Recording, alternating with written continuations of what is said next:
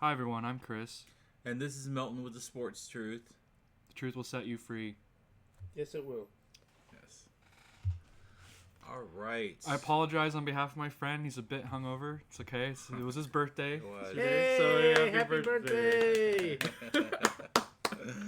I know my birthday month is coming to an end. I only have 2 more days Month? left. Yeah, I've been Yeah. celebrating all month. That's a typical Leo. in case you Mhm. didn't Yeah, know. that's how it works. Yeah, Oh, that's how it God. As works. you get older, it goes from like a birthday Yeah. to a birthday week to a birthday month. Exactly. Jeez. By the end, it'll be the whole year. I'm not Leo, I'm a Sag, but I do the same thing. All right, let's talk about some of the hot topics. Aaron Rodgers came back to the Packers. After he roasted them. Yeah, he badly. He did roast them. He roasted them bad. But he roasted him right after practice. Yeah, exactly. He didn't mince any words. Mm-hmm. He was pretty straight up about how he felt about him, even while he was at Packers practice. They're All right, bad. so here's my question that I'll start out with. Are the Packers and Aaron Rodgers out of the woods? No. No. Then No. we already discussed their offensive line issues and their defense. They're not top 10, are they? So even if Aaron Even with Rodgers Rodgers. had the right frame of mind, which is the thing that I'm worried about here. Yeah. Okay. No, No, if you didn't if ask he's the in the- question. Yeah. I don't agree with that. If he's in the right frame of mind, Yeah. he can do damage Yeah. in the NFC. They won't be last place, if that's what you're asking. They'll be goodish to middle. They won't go Well, to the I mean- Super Bowl, though. They're gonna win their division, right? Yeah. Yes. Okay. Yeah, but you saw who they just traded to get back from Houston. Oh yeah, Randall Cobb. Oh, yeah. He wants his boy back. Mm-hmm. And he had- Cobb plays that slot. Mm-hmm. He's got Cobb. He's got Adams. They did draft Amari Rodgers, who played at Clemson, who's a similar role to Randall Cobb.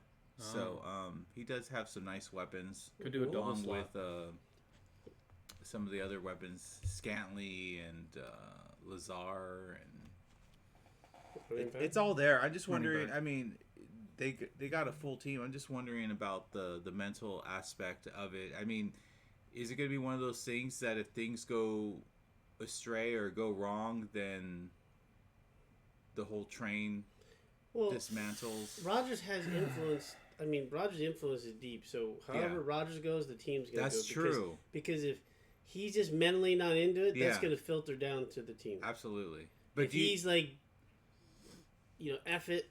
Yeah. yeah. Like once I've strapped the helmet on, it's Yeah. go time. Then he'll get him going. It just depends on how he carries himself. Okay. Is Well, how the rest of the last team's year he used that chip on the shoulder when Jordan Love got drafted and had an MVP season, 48 touchdowns, won the MVP, was one bad play away from maybe going to the Super Bowl if It was Matt three LaFleur. bad plays because Yeah. Matt LaFleur screwed him over. Right. We're not going to mince words on that. Yes. So Can't take the ball out of his hand. Mm-hmm. yeah, I tried to A get a field different goal. perspective on it because my gut feeling tells me that last year when he rode the chip, Yeah. that was different, but now he's being forced back into going to Green Bay when he doesn't want to be there, and there's all this bad blood. So I just find it sort of tough for him to go the whole season and create what he did last year this year, especially with the Bucs standing in the way. I wanted to get a different perspective on it, so I asked my daughter Emily, and she thinks that he's going to have this last good hurrah or a good year, and it's going to be an FU to the Packers in saying, like, look what you're going to miss, and he's going to have an amazing season. That's sort of the optimistic point of view, and for betting purposes, He I could hope that pull that's like a- true. What's that? You can pull a Manning. Yeah. Or an Elway. And just go out just like shining. Yeah. Well, I mean, the But crazy... not retire and go to Yeah. another team and be like, Yeah. "Hey, kiss Yeah, me." exactly. Do it again. So where do you see him going after this if he does leave? The Broncos? Yeah. Honestly. I mean, Broncos or Raiders. I mean, there's not too many teams That will that... take him? Yeah, I mean, there's a bunch of teams that Really? will take him, but Yeah. I don't think he wants to go to a bunch of crap teams. he wants to go to a team that's already built, and Broncos the defense Broncos plus him. Oh, God. defense, and they got some nice weapons to go along with it. They're just missing the quarterback, so I can't. And it worked for Peyton Manning, so why wouldn't it work for Aaron Rodgers? How do you feel about the Broncos being relegated to the retirement spot for secondary if I was, Hall of Fame quarterbacks to win a Super I guess you'd have to ask a Broncos fan, LA. but I mean, to have Peyton Manning come there and take him to 2 Super Bowls and win one, and then I mean, they would be totally cool with Rodgers doing it. And it's not like Rodgers is. I mean, Peyton Manning's arm was busted. I mean, it was the defense that won the Super Bowl. It wasn't Manning. But you know what? I'll give Peyton Manning credit because that first year, I think he had like 48 touchdowns or a bunch of touchdowns where he was amazing. And then the second year, he fell off the cliff. Mm-hmm. But the defense was able to carry him. So they had he just became like the ultimate game manager. You mean 2013? It wasn't 48, dude. He had like 55. Oh, 55. He still has the record. Yeah. I mean, I think he does. That's insane. Yeah. So how you go from 55 touchdowns to being a shell of your former self? I don't know. Is crazy. Still won the Super Bowl. He still won the Super Bowl because did just enough. I mean, I sort of feel that way Miller. when they were won the Super Bowl against the Bears. I mean, he sort of had a terrible Super Bowl. So he won the Super Bowl with 2 different teams. Yeah, but they were going against Rex Grossman. So. Rex Grossman had a magic season, by the way. Yeah. That's his only season, 4,000 plus passing yards and multiple touchdowns, like 30, 40 touchdowns. Oh yeah, that's his only season. I saw this thing on the Bears that no Bears quarterback has had 4,000 yards and 30 touchdowns, which is crazy. Yeah, well, I was personally Grossman. At that Super Bowl, and they had no chance whatsoever. No. All right. So, still felt robbed. how far do you see the Packers and Rodgers going then? They win their division, right? Championship game again. Championship game again, and then they lose to the Bucks. Probably lose to the Bucks, or they'll lose in the division against who's it gonna go against the Bucks? Who's the other NFC team that's really good that goes against the Bucks? They'll probably beat the Packers because Rodgers like screw it. I hate all of you. I think it'll be that matchup again. Okay. Really? Repeat? Oh God. Except this time they would be playing in Tampa because the Bucks are gonna have a good record. Yeah. Oh boy. Okay. All right. So second question, I was getting ready to be stoked for this because yesterday early on, and maybe I jinxed it for the podcast. You shut your jinxing mouth. We've been over this multiple times. Yeah, because I thought we were going to acquire. What was his name? Matt Scherzer. Matt Scherzer, and I thought. Scherzer. Why did you open your mouth, Milton? Yeah, so apparently you jinxed it. Matt Guccione doesn't want him on the team for various reasons. Matt. Go ahead, well, take it away. I'm not going to say that you don't want a guy that just helped the Nationals win a World Series a couple years ago. Yeah. But that being said, the Padres had it all the reports were that the deal was like agreed on in principle. That's what I heard.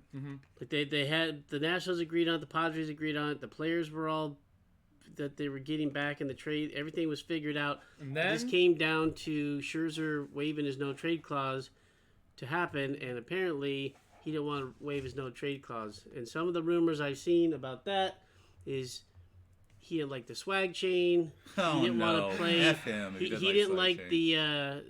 He didn't want to play with quote unquote a bad shortstop. How is Tatis a bad shortstop? Because I don't know. I mean, he does make errors, but he's making errors on plays that most people wouldn't even be close to. How dare he diss us? Yeah. And he didn't want to go, and then he didn't like, I don't want to play with the third baseman that doesn't hustle. What? I've been Machado? I've been to so many games this year, and wow. I don't know what the hell he's talking about. But, at the end of the day, just look at his mug. Like, you just want to punch him in the face. Yeah, he's a punchable face. Yeah. He has a total punchable face. I mean, I'm glad. And despite the fact that he would be really good for this rotation, I mean, they need a shot in the arm pitching-wise. Ever since they started cracking down on the sticky stuff, look at his numbers. Not as good. Yeah. And he's had 2 injuries since also. Forearm issues. But the biggest caveat for me was I was on the fence. Not that you don't want to add a guy like that can help bolster your rotation. Yeah. And the Padres definitely need it with all the issues they're having with their starting pitchers. Yeah. But he's 37 years old. Yeah, it's pretty old. He's a free agent at the end of the season, so you're talking about an 8-week rental. Mm-hmm. Yeah. And they want top prospects. Oh. Like they want like some of our top, like literally they wanted either Gore, Abrams, Hassel. Like they're looking at top prospects. Okay. So, and then the Dodgers come out of nowhere and not only swipe Max Scherzer, but they also get Trey Turner.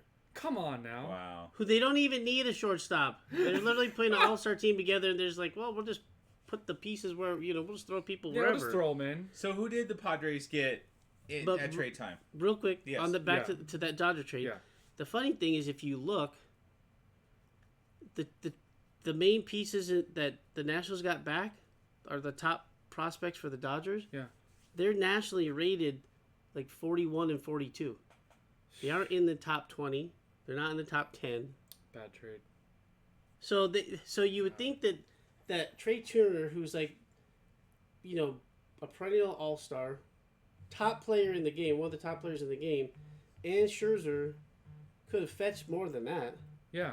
So it literally, obviously Scherzer just did not want to play for the Padres. Yeah. For Sounds like an whatever Eli So Manning. if he would have okayed it, then he would have been here. Yep. Oh, okay.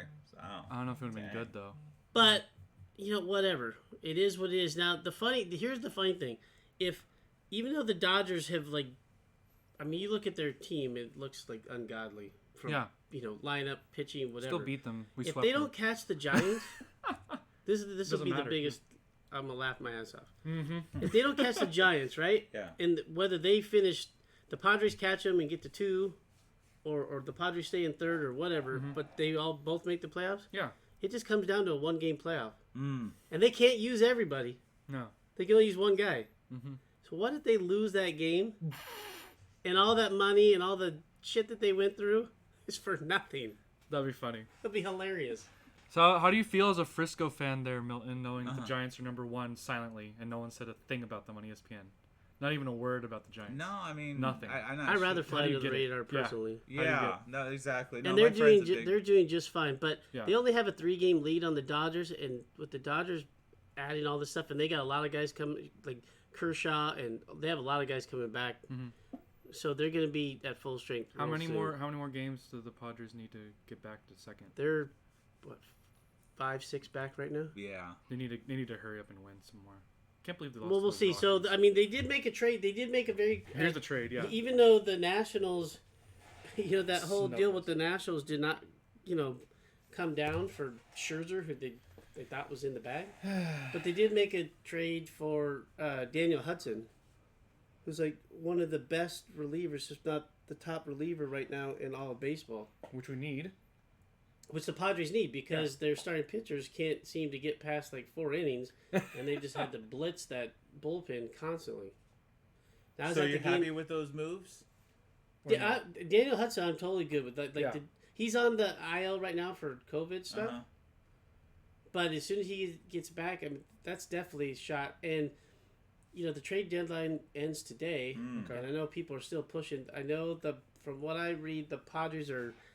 Now they switch gears on another guy that they've been working on for a while simultaneously with Scherzer to look at Jose Barreros. Okay. What's his position? Starting pitcher. Good. Oh, look, they were listening to you and listening to the podcast. Who would have thought? The owner of the Padres. So, if they pull that down, they did also get Frazier early, one of the first moves in the wasn't he with the Pirates, Pittsburgh Pirates? No. Yeah. He's an all-star second baseman. So think about it. If you got depending on what the lineup is, if you have Machado at third, Tatis at short, Frazier at second, and move Cronenworth over to first, that starting infield is the all-star infield. That's kind of scary to think about. There's no point trying to do a little hopper in there, right? They're gonna get it. No, it's really going to come down to pitching. You see the other day, Snell came in and got lit up. And then the Padres said today that if they started the playoffs today, the only 2 people that would be in that rotation for playoffs is Darvish and Musgrove, who had a great... The rest are bad. He went 7 innings last night. That's good. And, he did a great job in a pitcher's duel, and they were winning 1-0 for most of the game until... The Crone Zone. Cronenworth came up, dude. He had the. Oh my god. He hands down has the best swing in all of baseball. Mm-hmm. Got that awesome lefty, dude. It's so smooth. But he just sat on that pitch. He sent it and bounced it off the right field flagpole. Yeah. Crushed it. Uh-huh. That thing was on its way up when it hit the flagpole. It was awesome. That was a great shot, and they ended up winning 3-0. And I see that they're still in talks for potentially bringing back Craig Kimbrell. Really? Which need that. Also on the end of the day, like, Melanchon's got what, 32 saves? I think so, yeah. Poor guy, I feel bad. Like, this dude gets like disrespected. How'd you get the Padres jersey with the Metallica on front? Yeah. So, That's when Metallica interesting. played at Petco in 2017, Okay. Ooh. on the Hardwired I remember tour, that. Really? Oh. because it's Hardwired, at Petco, okay. they had To self-destruct, an yeah. exclusive Metallica jersey. Wow. So it had So you had to the buy San it. Diego That is logo. awesome. Was it's got the Whoa. Metallica patches, but then you see Hardwired. it's got the year on the Yeah. back. Hardwired. I was trying to figure out when it said hardwired. I was like, I'm not familiar. That's the with album that. Hardwired to Self-Destruct. Yeah. That's Oh, the is one it? that I Okay. liked. The Yeah. one And that then had- 2017. Yeah, I Okay, liked it. Okay, Yeah, it's pretty. really I good. mean, I haven't seen anything like it, so it's pretty cool. Mhm. I mean, to have a Padres That was our slash first, like, Metallica single they jersey. released. Yeah, it was the You first know, thing they people released for could the s- album to promote Yeah. it. Was Hardwired to Self-Destruct. Awesome. Yes. All right. Is there anything else you want to add with the Padres before we move on? Oh yeah. Go ahead. Go ahead, you. Oh yeah. I'm gonna ask. I was at a bar, at Texas Roadhouse for my birthday, and I'm Okay. sitting at the a booth looking over at the TV. How did the Padres lose to the? Was it Rocky Mountain something? I forgot what they're called. Colorado Rockies. The Colorado Rockies. How do they lose to the Rockies? I'm there drinking my alcoholic beverage, eating this amazing burger, and I turn to look and I'm like, 4-2? What is this crap? Were they losing 7-0 And then or 8-0? yeah. What day was that? What I was happened? like, oh. No. What happened? The first It was game on- against the Rockies was yesterday, and they won 3-0. Oh, okay. You're talking about when they lost the Athletics? I must have been because it was Okay, a they played bad. the It was a A's. bad blowout. Okay, so the I was first laughing game so hard. they were losing against the A's, and they Yeah. came back and won Right. 7-. It was one where they lost. 7-3, I was like, what is 7-4. going on? But then the Yeah. second game, because they only had a 2-game Right. series, Mhm. that's the one where Snell got lit up in the first couple of innings. It was 7-0, just like that. Yeah. That's what it was. I was And like, then what and is then the this Padres crap? ended up Yeah. coming, gained some runs back But it didn't really matter. and lost like 7-3. That's what it was. I was like, well, how are we being lit But up? the one thing you notice is some of these umpires, Yeah. Padres had bases loaded, Yeah. and it strikes out. Who did he strike out? Grissom. Strikes out Grissom. Yeah. That pitch was a good 6 inches below the strike zone. Bad call. I'm like, come on, man. Bases loaded. Yeah. Oh, wow. And you give him you bail him out with a pitch like that. Yeah. And it just goes back to, do you watch any of the games back in Florida with the Marlins? I didn't. So with the home plate umpire just dug It's in. like, and just, whatever. Yeah. you see it? Yeah, I don't care. Dude, okay, he's It's not even in the striker's Yeah, zone. but as soon as Tatis said something, he was like, "Oh, you're gonna say something to me?" It was over at that vacuum over there, and he's calling it a strike. Yeah. It's terrible. Yep. So what were we gonna say? Sorry, I just had to ask what happened. It's like what 7? Yeah, so they just Crap. it came down to Snell. Snell just is not living up to the potential of what they traded for him, Stop and putting him hence in that's rotation. why Tingler said today that if the playoffs started, it'd be a 2-man rotation between Darvish and. Wow, that would be Yeah, pretty bad. don't put Snell in the rotation then. Stop He's putting him not. in there. That's why they're at the trade right deadline. now. Yeah, get rid of Because him. it's going to be at 4:00 Eastern, 1:00 Pacific. So I 1 believe. p.m. our time. Yeah. Yeah. So they're pushing hard to get that Barreros. Mm-hmm. So they don't have to. We'll see if that Trade him. goes down, and if what's going to cost them to do that, because I'm sure there'll be a little bit of leverage. Of course. All right. So we're going to move on to the Olympics. Okay. Yeah. Starting with men's basketball. So. What happened? Yeah, I mean, sort of confusing. I mean, we were up on France, and then we lost to them, and then we beat up on Iran. I think that's where we're at right now. We beat up on Iran. Yeah, exactly. We're pathetic this year. What the hell happened? Yeah. Don't we have what's his name? Who?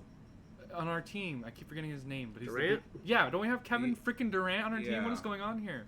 I don't know. I mean, what the players are saying is that they're blaming the coach because how can you blame Popovich Popovich is sort of strict with the way he does things, and he runs things his way. Popovich versus Coach K that used to let the guys sort of run their own plays. He just sort of, was the motivator or the... Should have just stayed with that. Yeah. We're a laughing stock. We lost to France and we beat up on Iran. That's nothing to be proud of. I can't help but to think, that, we'll put it all together.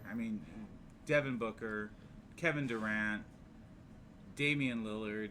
I'm just saying we would have won everything if we had LeBron on the team. I don't even like LeBron, and I said we still would have won with LeBron. Yeah. Because he doesn't like losing. That's what I'm saying. But no, what do we have? It's okay. It's no big deal. That's what's on our team. At one point I was thinking, are we even going to medal? And then... Are we going to medal? I think Are we still in the running for bronze at least? No one likes silver, by the way. All we care about is gold or bronze. It's like we want to make sure we got a medal or we got first. No one likes second. Silver is just basically... Second's first loser, man. Exactly. Second just means you didn't get the gold. That's just Do you still see them winning the gold? Wait, how many games are they back? Yeah, they could. They put it all together and quit screwing around. I know. I would... you don't want to be like... You want to carry that legacy that we've had and not be that one team that... Right. Forever and ever be made fun of. Known as how much does it hurt Kevin Durant that, his toe was on the line, and that's the reason that they didn't go to the finals. And now they're losing to France and then in now basketball. They're losing. So, I don't know. And then Devin Booker's part of that, too, that they should have won, and they didn't. I don't know. How do you feel? Mentally...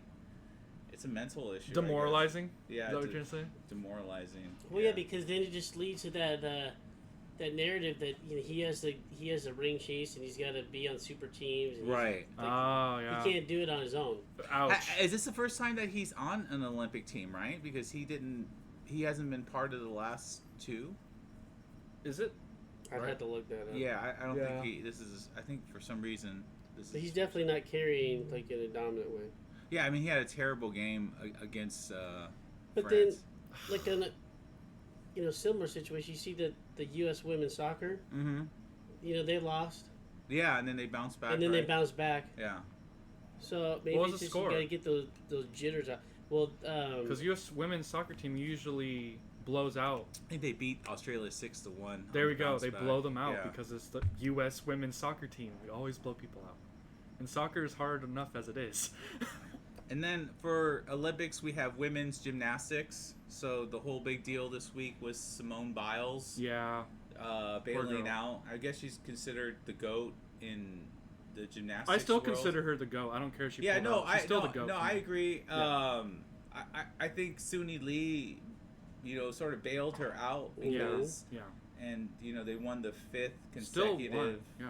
So that was awesome. And Suni Lee, I guess she's Hmong. So that was sort of cool too. Yeah. Sort of. mental health above all. So I'm definitely on Simone's side on this. There's been a lot of pro athletes that come out that's come to the forefront. Yeah. And I'm not saying that people didn't deal with it before, but now they're just like suppressing it that people are talking about. They actually say it now. Yeah. Yeah. Which is good. Yeah. So I think that's awesome. And then she was a fan of her teammates, and so. Yeah, an interesting situation. And going back to the women's soccer. Yeah. Did they beat the Netherlands in a shootout? Really? It was close. It wasn't a blowout. What is going on with our teams this year? What is going on with our teams? All right, last night Come on. Was the NBA draft. Oh boy. It was really interesting watching it. How so? Before we go to the NBA last comment on the Olympics. Yes. Yeah. Do you think that the fact that they had to postpone the Olympics for a year? Oh yeah. Has made a huge difference. Oh, absolutely. Yes, because you prepped mindset, they were all prepped, and then they got shut down for a year. Yeah, and then they got rushed back into it. Yes, for sure. Do you think that's like a lot of these people's struggles? Yes, for sure. Absolutely. And you got to think this, okay? So when you're a gymnast, your parents come, your best friends come. It's a whole room nothing watching you perform. And to be able to perform where your parents aren't there, your friends aren't there, there's Nobody. Just the It's silence practice, of it. yeah, So like right? you make a tiny little mistake or you start getting in your head, it magnifies, and so it's like just bizarre. Is it like the first time when you watch the NBA in the bubble when you're like. Nothing. It's just no like noise. watching the guys at the gym. Yeah, it's like practice. It's terrible. It's definitely it's just bizarre, and it's got to affect play. I mean, I know it affected play in men's or in NFL football last year. Yeah. So the same thing's happening here. There wasn't really home field advantage. It was like a practice. Yeah. It was a joke. So moving on to the NBA draft yesterday. The interesting part is that I didn't know who half these players were. I mean, with COVID, really? Yeah, with COVID that happened. No NCAA tournament. No NCAA tournament. Oh, that's why. Did you think that hurt their draft stock not having a tournament to show off their talents? Yes or no? No, I don't think so because they have the individual workouts. Yeah, and they have so many scouts. But does it harm their prestige in saying, "Oh, I won this thing," but now they can't say it? Yeah, but it's typically not like in. It's not like football, college football. Yeah, it's not like the guys on the national championship team are always like, "Oh, that's the clear-cut number one guy." Oh, okay. Yeah, because it was funny because they some of the mock drafts I was looking at, they were just everyone had different ones, you know. So whoever someone had at number 2, someone else had at number 3. There was no consensus on the draft. Who picked number 1? The Pistons, and they got Cade Cunningham. Is he actually good though? He's pretty good. Is he the true number 1 pick? But I don't think he's a generational talent. That's the question. Yeah. Okay. Well, I mean, just at a quick glimpse at the draft, it wasn't like a Zion draft where where everybody knew. Yeah, Zion and Ja Morant. Yeah, it's like it was like loaded at the top. Yeah, exactly. This is one of those down year drafts where they're saying that it's one of the better drafts in years. I mean, according to people that loaded, know what they're not loaded. Yeah, but I mean, it's just bizarre to like. I mean, maybe in the years that come, we'll realize who's who. Yeah. I thought an interesting pick was number 9 at Sacramento. Davion Mitchell, do you remember him from Baylor? Number 45. Man, I think that what position? He's a shooting point guard. He's a guard. Yeah, guard. Yeah, shoots like. He pretty good. Yeah. I mean, at 9 though. Jeez. Okay. Yeah, I mean he's only like 6'1", but there's just something. 6'3". Oh, is he 6'3"? Okay. Still short, 22 years old. Still short. Yeah. But junior out of Baylor. Yeah, he's just. I was just impressed with his run to the championship, and like if I was a coach, I would definitely want him on my team. He's a defensive specialist. Yeah, like his defense is elite. Yes, elite defense. He'll take it from you. He can shoot the 3. What was I going to say about him? Yeah, they had an interview with him, and like he'll wake up at 4 or 5 in the morning, and oh gosh, sounds like me. Yeah, he's a little bit of a perfectionist, and so he's an elite defender, he's a playmaker, like he's super aggressive passer, but the thing that everybody's got to watch to see if he develops is his shot. Right. So you would say that a top 10 picks in the NBA is comparable to top 10 pick in NFL draft, or no? Talent-wise, or no? Yeah, because after the top 10, then it starts to drop off. Really? Yeah. Okay. I've never watched a basketball draft before. That's just not my thing, but... Which leads me to... Okay, did you watch the 96 draft? Was it 30 for 30 or something? No, it wasn't 30 for 30. I think it was more like on the NBA Network. It's considered one of the best drafts of all time. I mean, you got Kobe Bryant, you got Allen Iverson. Oh, jeez. Yeah. Okay. It's loaded. I mean, that 96 draft. I mean, there's like, you can go like 10 or 12 deep. But who would you take the 96 draft to make up your own team?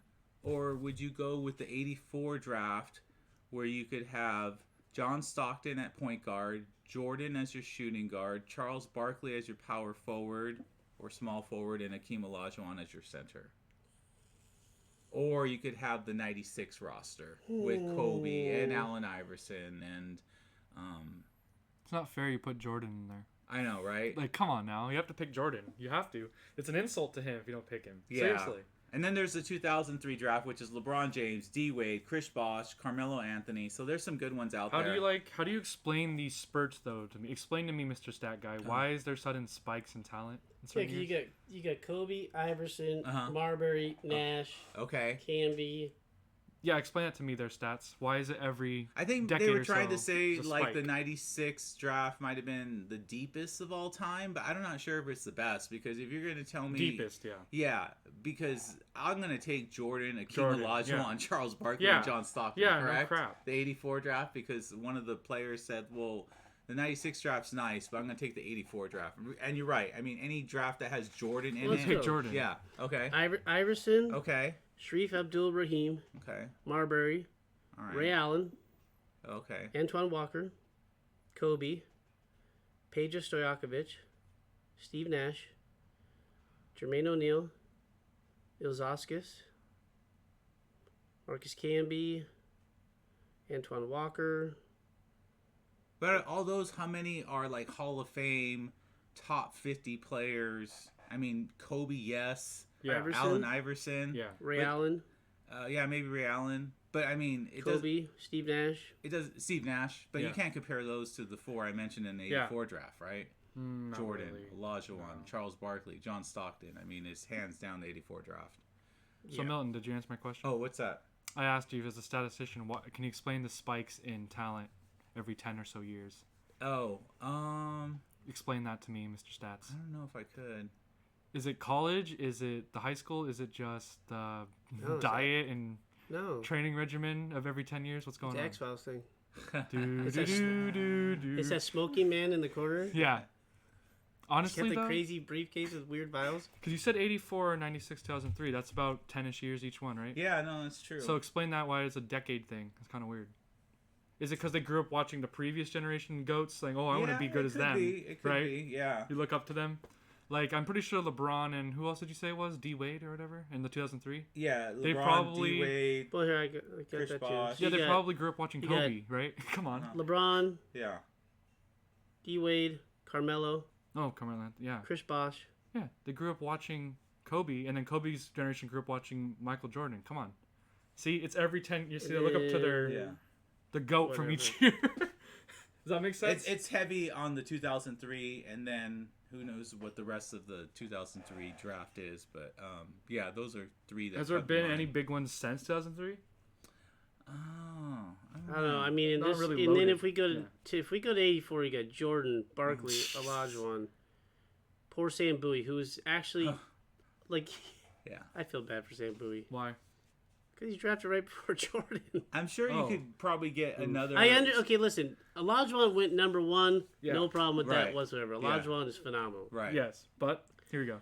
Sam Bowie going number 2 before Michael Jordan. Yeah. How do you feel? That just hurts. Who picked Sam Bowie?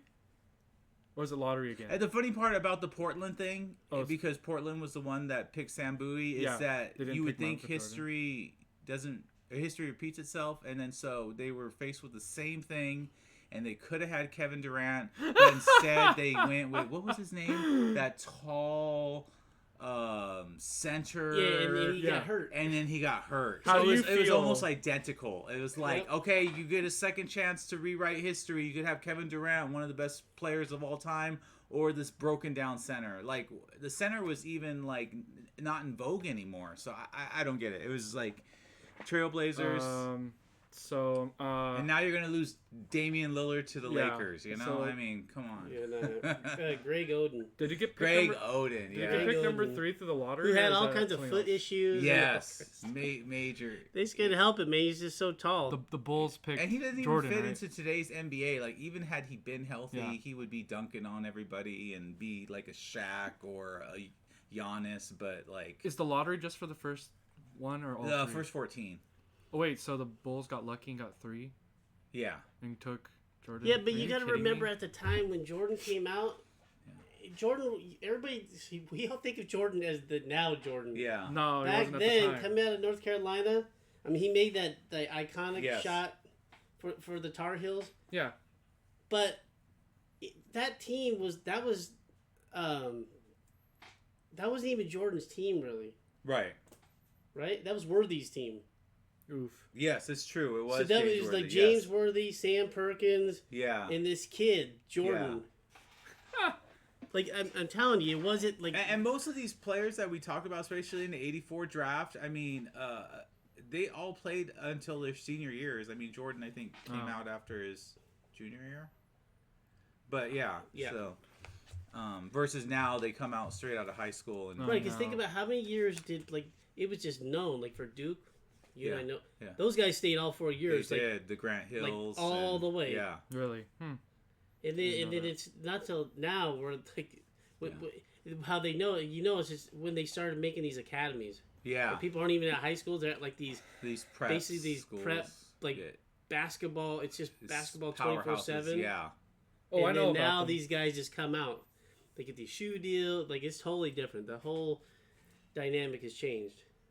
And that's why you see like a lot of these guys, like, you know, all the coaches wanted to retire because it's a young man's coaching game. Like, can you imagine doing recruiting now? Yeah. Oh God. Then maybe that's why Coach K wants out. It probably does. He's like, my era is over. He's like, I'm out. Bye. It's just a totally different landscape. I mean, the guy that's going to Ohio State, I think he's the top-rated quarterback, and he might skip his senior year in high school or prep school or whatever it is. Yeah.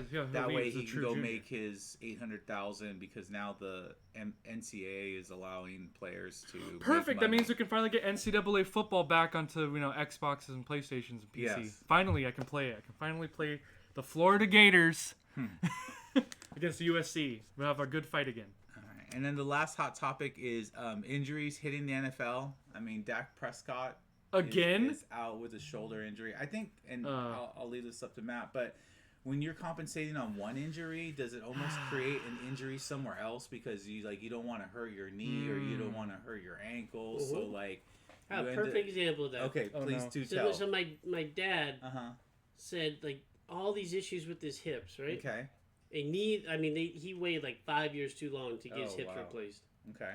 But in waiting so long and compensating, not only did he it started with like one bad hip, then it became two bad hips, and then he waited so long, by the time he got them replaced, he completely jacked up his back. Oh my God. So even though he's replaced his hips, and most people that get the hip replacement surgery within like a few months, they're like running and they're doing all kinds of stuff. No, not him, because he waited so long, he jacked his back up. Okay. So that makes sense. So injuries lead to other injuries can beget other injuries. Okay. Not that these guys are sitting around waiting too long to get surgeries, but on the flip side, when you're performing at an elite level, you do compensate, and it can lead to other stuff. And just some players are injury prone. Yeah. So I would definitely take the Bucks over the Cowboys. Mm-hmm. Hey, I saw a thing on ESPN, by the way, that made me think of you guys because I was shaking my head. Yeah. I walked by, I saw on TV ESPN.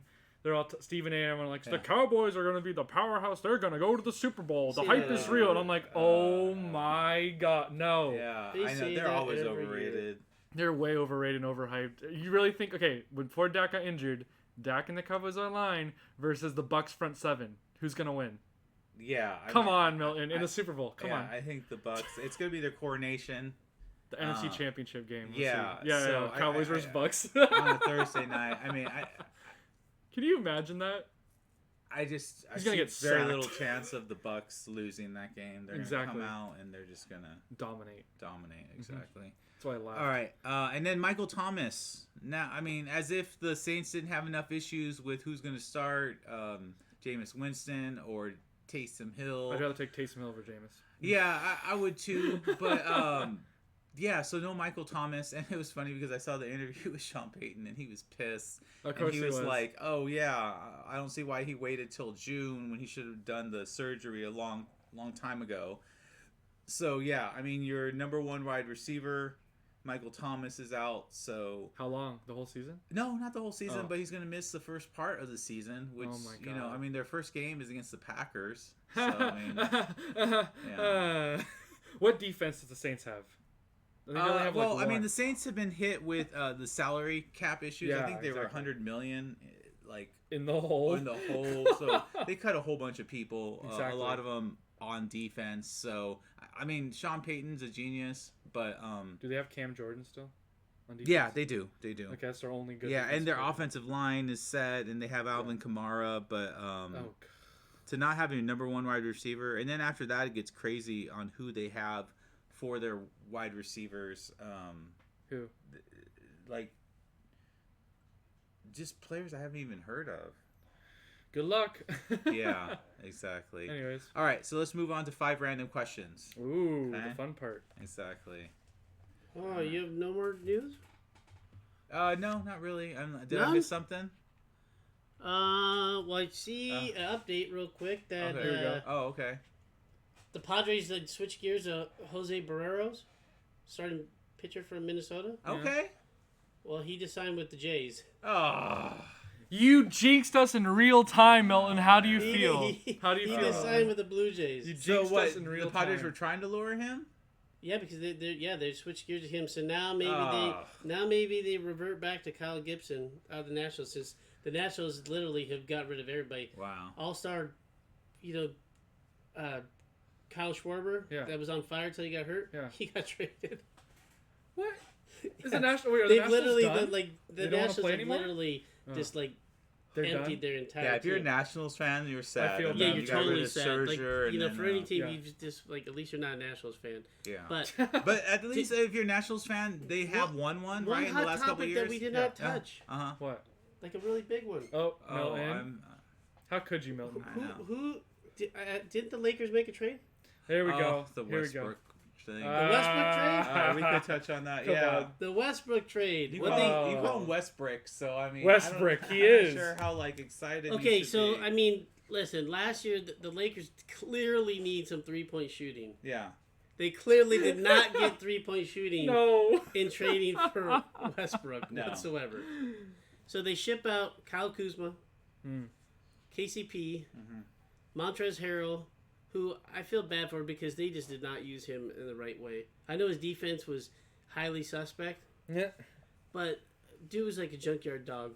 And then they trade the 22nd pick in the draft also. So a 4-for-1. Really I worth didn't it, look though? deeper into to see if the Lakers got anything back. I think they get 2 second-round picks. Yeah. With that, which the Lakers have struck gold with the second round in Talon Horton Tucker. I mean, how do you control someone like Westbrook as a coach and tell him, dude, don't be jacking up shots and Well, that's gonna come down. That's gonna come down to LeBron. Oh yeah, LeBron. Okay. I mean, LeBron. Let's make no mistake. LeBron is the coach of that team. That's true. All right. I mean, so you think LeBron will be able to Space put him underneath Jam 3 on the It is Space Jam 3 in real life. Yeah. Because He has Westbrook to. is an alien. He for has sure. to. Yeah. So, he sort of looks like one. But the one good thing, I look at the positives in this trade. Yeah, they're not getting an elite shooter, and I wouldn't think that. I mean, God, between those 3 players, that's more than some people's entire teams payroll wise. But I wouldn't say that they're done making moves by no means, because if you have LeBron, Anthony Davis, and Westbrook, that's a big 3. They're going to attract other players. Yeah. I keep hearing that DeMar DeRozan. Oh, okay. He wants it. He just wants to come home. Okay. He didn't care about the money. Yeah. So that'd be a good pickup. So I think there's going to be guys like that are just going to want to come there just to come there. Okay. And it's not about the money. So if it ended with Westbrook, you would sort of still be worried because this is all we get. But the good thing that Westbrook brings that the team needs is a playmaker, because they didn't have that out of that point guard. Schroeder didn't do it. No.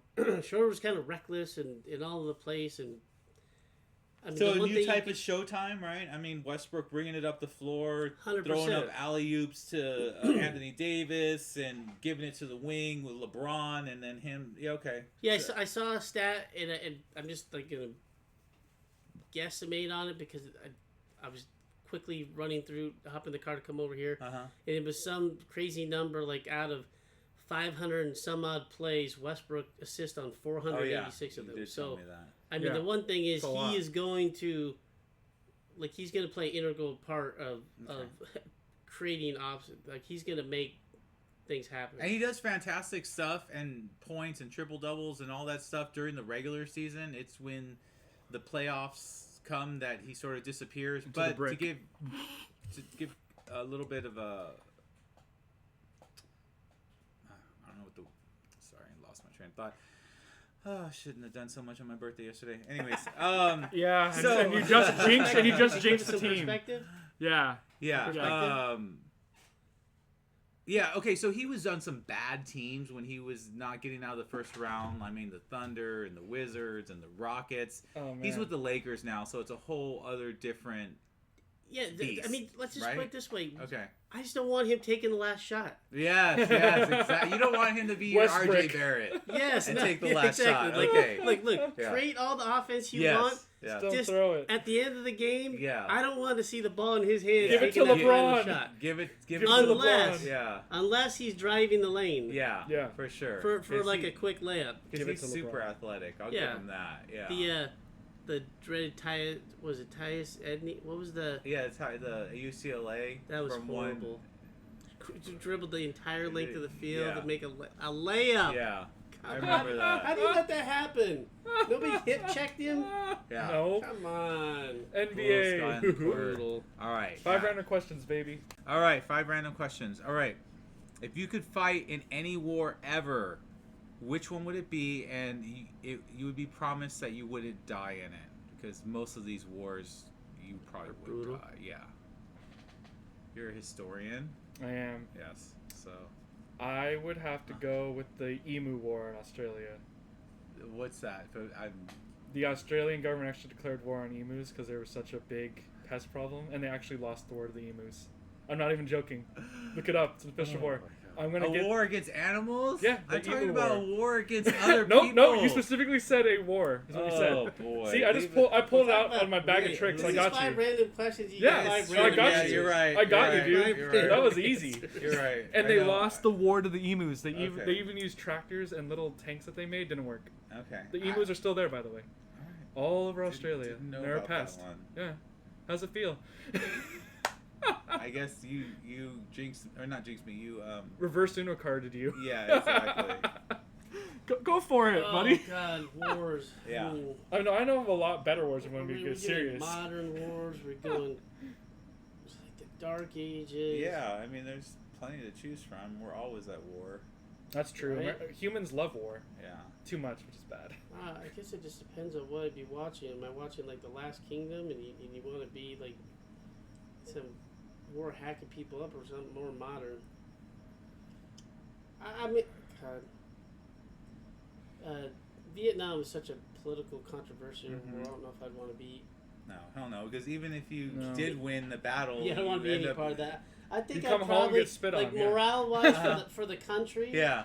I think I mean, you almost have to pick World War II, right? Yeah, it's a good pick. Because like after what happened with Pearl Harbor, despite the conspiracy theories that the president I know all of them before it happened and let it happen so we could get in the war and are you doing D-Day? You're going on the beaches and then you guarantee you won't die, right? Yeah, you guarantee you won't die. You can't go in the first wave then. The first wave has 100% casualties. Just letting you know. When you watch Saving Private Ryan, did you see that? I mean, how gnarly is that? That's the second wave. Just letting you know, buddy. Okay. All right. The first wave, no one lived. Did you know that, Milton? I mean, you got to come on. Who doesn't want to be like your own rushing version down of the Captain beach? America and going after like Hitler and the Nazis? Yeah, for sure. Not the guys who got mowed down by Hitler's bus on real life. The MG42. Yeah, exactly. So much fun. I'll you go play, D-Day? I'll play the part of Steve Rogers, man. And, oh my God, get out of here. Down? Nah, my serious answer would probably be World War II. World War II. Yeah, Pacific Theater.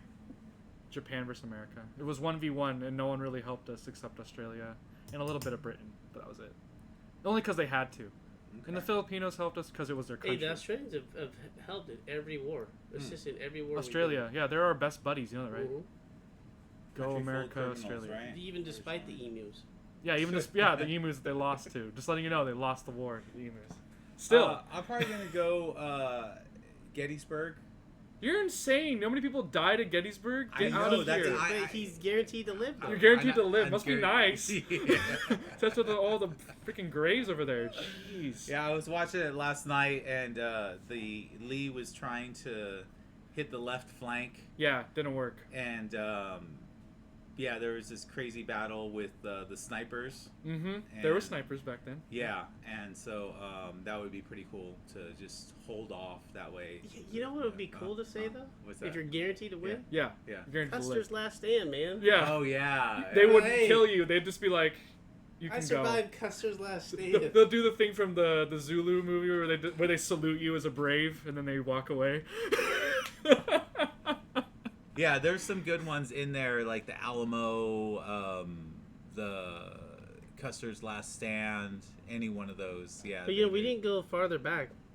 Like we didn't go to the Crusades. Oh heck no, we didn't go far enough back. What about the Battle of Thermopylae when the 300 Spartans? Oh yeah, against See, that would be cool too. In the hot gates, trying to hold them off. Exactly. And then you sneak away, because you're technically someone did actually leave because they got injured and had to go home. But think about those kind of wars. Yeah. Like everybody is like melee. Everybody's all down on modern war and whatever. But yes, there's people dying. Yeah. But it's relatively humane. Versus, can you imagine being back where you're gonna just get hacked and slowly like lay on a battlefield in the mud and modern just warfare is out? a lot less brutal. No, that's way more brutal. People don't understand how brutal that is. No, that's true. It's true. I mean, you might get shot in the head. I mean, then you're just dead. That's it. But you're dead. Yeah. Like instantly dead. You're not like you're still alive while being cut. Versus having an arrow in you and slowly bleeding down. It's in no bodies thanks. falling, you can't breathe. No thanks. This sucks. No thank you. The stench in the air. You want to go even further back? Uh-huh. The Mongols, Genghis Khan. Yeah, Genghis Khan. You know, he killed more people than anyone else did. Yeah, I believe because that. of the amount of population on the earth at the time was lower, so he actually killed a higher percentage of people than anyone ever has. It'd be awesome to go back to like Romance of the Three Kingdoms times. You really want to be in China where there was so many people dying? Get out of here. He just said that such you're a romance. Yeah, you're guaranteed. I'm like, oh, okay, so what are we, Lu Bu? We're gonna fight 10,000 people at the bridge like Zhang Fei and then live. Exactly. That's the legends say anyway. Guan Yu is my favorite. Guan Yu, the war god. Down. Yeah.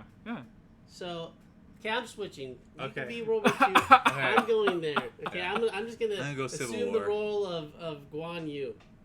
All right, well, I'm switching battles then. I'm not doing D-Day. I'm doing the Battle of Bastogne. Because on Christmas morning, the 101st Airborne was surrounded by the Germans. And you know what came out of the forest at Christmas morning? King Tigers. And they had no anti-tank weapons. So they're just rolling at you while you're shooting them with your rifle. And you still held them off.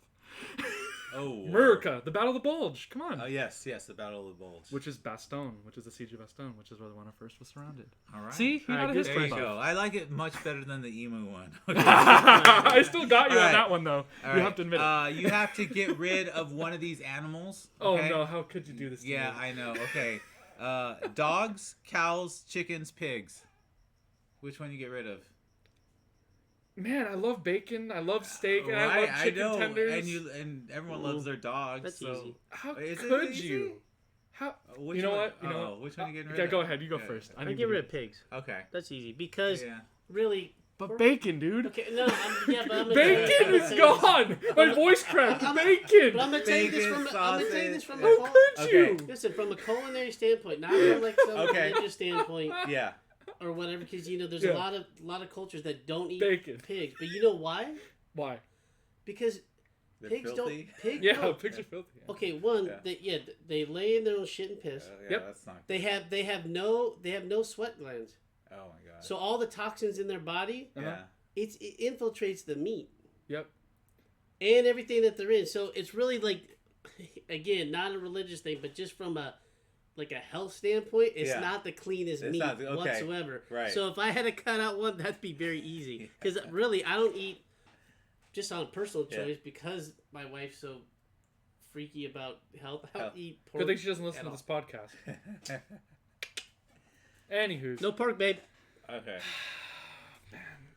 Why do you do this to me, man? And besides, look, okay, I mean, you have to have dogs and cats, otherwise you have to take out one of the most classic lines from Ghostbusters. No, that's true, yeah.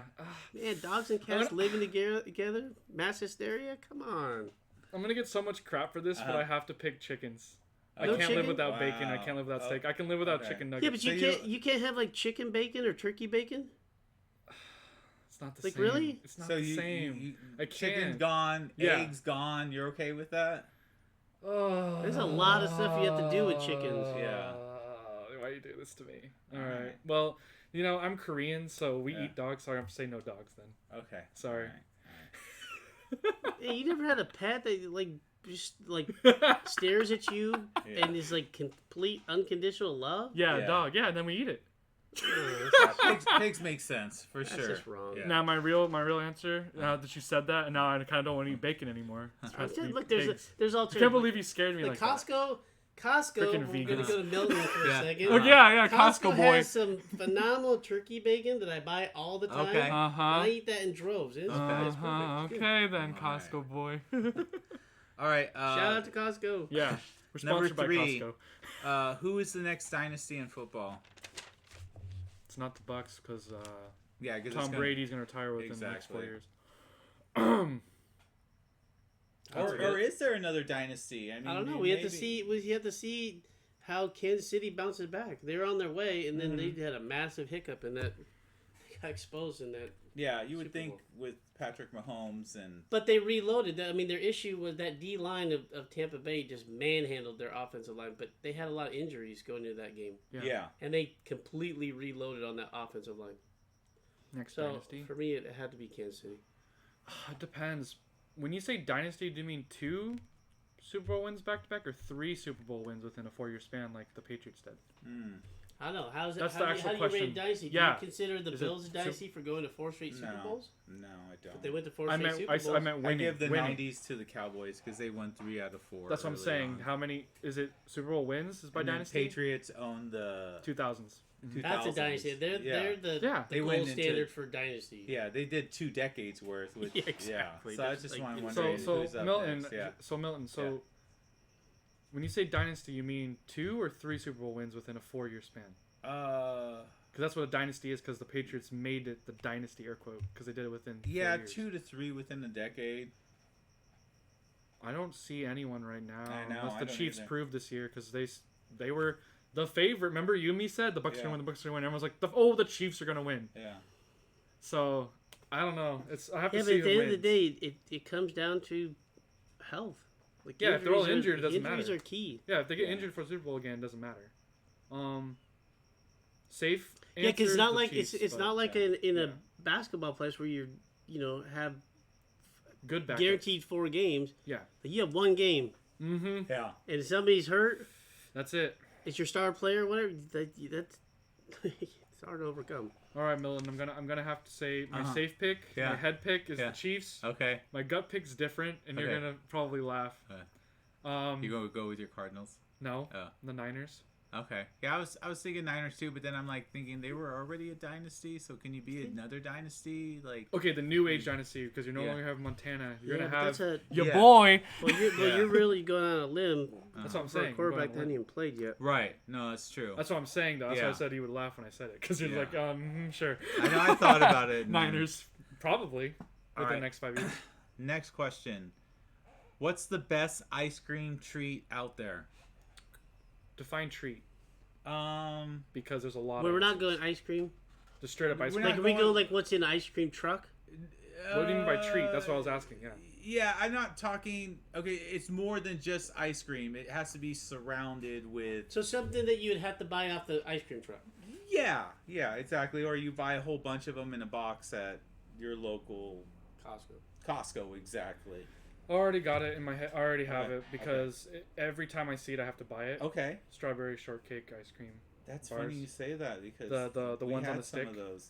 You bastard! You didn't share. It was my birthday, man. What is wrong with you? Those are pretty. I know we didn't even say happy birthday to Chris either. Well, how dare you? The only thing bad about those we didn't is say happy birthday to Chris. He even got a happy birthday above it. Yeah, come on. Say happy birthday. Happy birthday! Thank Chris. you. The only thing bad about that is that, and I love strawberry shortcake. It's probably one of my favorites growing up. Ice cream I can eat. Is that it sort of looks like throw up. Yeah, but I mean the ones that are on the about stick like that that have one, the crumbles on the outside. Yeah. Yeah. And then the inside is strawberry like ice cream or whatever. Yeah, I Yeah, know you that. remember at the ice cream truck, it had like that. You never wanted to order it, but you always like they had to look at it as that big toe with the bubble gum ball. Yes, I remember that. You always look at it, and you're like, yeah, I don't know. So good, but I don't know if I can eat Yeah, it. it's the strawberry shortcake. Like the what do you call it on the stick or whatever? Yeah, like strawberry the crumbles shortcake. on it. Yeah, Yeah, for sure. Like, oh my phenomenal. god, I want it right now so bad. Look what you've done. That's good. Yeah, I it's mean, the first thing that came to mind. Ice cream sandwiches are always bomb. Yeah, that counts as a But treat. but those over the top crazy like drumsticks. Oh yeah, I like always drumsticks. migrate to the drumsticks. Okay. You like the cone in the inside A little filling? piece of Yeah. chocolate Yeah. at the end. Yeah, Yeah. you get all excited at the Yes. very end. It's got all that chocolate just hiding down there. Oh yeah, that's a And good then way to you end it. Yeah. And you get trolled when there's none in the bottom. You're like, what is this? I'm gonna go with a San Francisco treat. Oh, of course you are. Yeah, of course. And Bias. I'm not sure if you guys have ever had this one, but it's perfection. It's called the It's It. It's it. Never heard of it. Never heard of the I It's probably It? might have eaten it because I've been to San Francisco Okay, for vacation. it's a San Francisco treat. So what it is in the middle there's vanilla ice cream, Okay. and then there's two sort of wafer-like cookies, sort of Oh, protecting I it. might have had this. Yeah. Continue. I'm And enjoying then this. it's covered with dark chocolate all around. I That's mean, pretty awesome. it is. And if you turn, and they also have the mint or chocolate mint Yeah. version of that. Yeah. I might have had If that. you ever, if you I haven't might had I it, think I have. I mean, like you said, you like the ice cream sandwich, I right? do, This but is yeah, the like- best like- ice like cream when- sandwich like in when the world. Yeah, like when the Bias. Chipwich No. first came out. Yeah. Bias When the Chipwich confirmed. first came out. Yeah. Oh, dude, Chipwich awesome. Yes. But how about a Choco Taco? Oh yeah, chocolate tacos. Those That's are good. way up Yes, there on yes. the list. Absolutely. Jeez, kids. So, yeah. One of these times. Yeah, now we're gonna have to go get ice cream. Yeah, I have to get Yes. ice cream now, Melton. Look what you've done. Next What time I'll else have they some tell you? it's for Yeah, you gotta- guys yeah, and bring 'em introduce over. you to An it. honorary Yeah. mention is not like in this category, but Yeah. it is at Costco Yeah. Again, because we're sponsored again by them. because Yeah, like, exactly. I spend like $600 a week at Costco thanks to my Damn. kids. You must get a nice return. I do. It more than pays for my Membership. membership Yeah. times 3 Yeah. or 4. I bet. But they have a pistachio gelato. Oh yes. Yes. Gelato. That good. is ridiculously awesome. Any of the gelatos, they got a mango one, they got the pistachio one. Any of those. I'm on a mochi kick right now too. Oh, I mochis love are mochi, good, Japanese yes. ice But it has to be the mango one. The mango one's I can the eat best. any of them though. I just Yeah, eat the my whole daughter box. introduced me when we went out to sushi to the mochis with a little bit of honey on there and ice cream. Oh man, Yep, it's rice so with good. ice cream. Oh Mhm. man, Well, how about back in the day? Man, we're gonna be on the ice cream. We're gonna be talking about it for like an hour. How about back in the day when you go when there wasn't a lot of choices? Yeah. And you go to El Torito and you get the Oh, deep fried ice yes, cream. yes. Deep fried ice Deep cream's fried good. When they ice did it cream. legit. Yeah, Mhm. that would definitely be in the top. Especially for Mexican food, right? Mexican treats. Yeah, no, and ice cream in general. You're And, right. and, then, yeah, and, then, yeah. and then they stepped it up when you go to whatchamacallit and get the Pizookie. Oh yeah, I love the Pizookie. When yeah. it's come fresh out of the oven. Yeah. They do a really good one at Press Box for sure. BJ's Pizookie is pretty good. Pressbox has a phenomenal one. Yes. Yeah, well, press box, place where you But sell we were someone. we were stuck to the ice cream truck. Yeah. Yeah. And I noticed, have any of you been to? Because I saw they just opened one in Santee, the Handles ice creamery. No, no. Oh, is that one that was like in PB or something like that? It might be, but Yeah. I've never seen Or one La before. Jolla or And something they like But that. now it's here. I think just La Jolla. opened in Santee, Really? right we should across go. from the GTM. We should go. I'm hungry. Yep. I want ice cream now. The Melon. one that my kids are into is called Crumble Really? Cookie, and so they're just super fancy cookies. Of course they are. Yeah, and they're really good. There's one opening up here in Rancho, which is Oh, bizarre. nice. I mean, usually, yeah. Yeah. All right. So the last question: what is the nastiest thing that you have eaten or drank before? Both of them. That's it. It's it. Oh my god. Oh my gosh, I want it now. It's so, I've had it. I've had it. You had it before? Yeah, it's really good. It's I devoured the thing. I was like, oh my god. We went to one of the ice cream stores and it's perfection. It really is. I Yeah. mean, you got the vanilla, you got the wafer.